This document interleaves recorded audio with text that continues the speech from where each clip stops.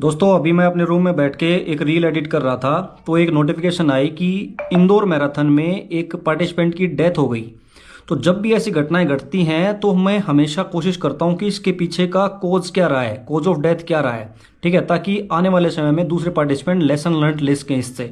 ठीक है, तो अब इस घटना की चर्चा करता हूं आप लोगों के सामने। एक बंदा था आर्यन टोडी नाम से, फरीदाबाद सेक्टर 14 का रहने वाला। इंदौर में मैराथन हुई लास्ट संडे। उसमें 21 किलोमीटर की दौड़ में उन्होंने हाफ मैराथन में पार्टिसिपेट कर रखा था।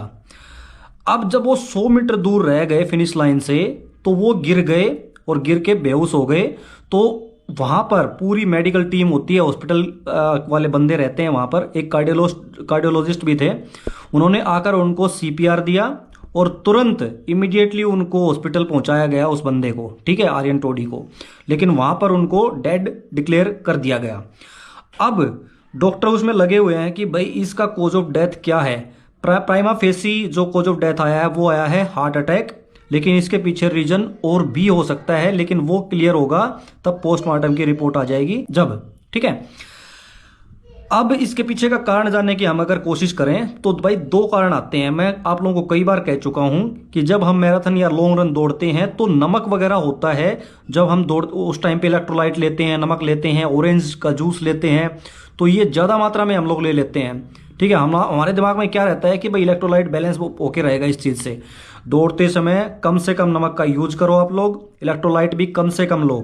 ठीक है, आफ्टर रन ले सकते हो लेकिन दौड़ने के दौरान बिल्कुल भी नहीं। तो एक सबसे बड़ी गलती हम लोग ये करते हैं। और इस केस में सबसे बड़ी गलती एक सामने आई है कि ये चीज पता चली है सूत्रों के हवाले से कि आर्यन टोडी जो था वो यूएसए से अभी अपनी स्टडी करके वापस लौटे थे और उन्होंने कोई वर्कआउट, कोई ट्रेनिंग, ठीक है, कोई प्रैक्टिस नहीं कर रखी थी। वो डायरेक्ट 21 किलोमीटर में आ गए थे। तो जिसका इसी कारण से इनको ये सब सडन डेथ उनकी हो गई।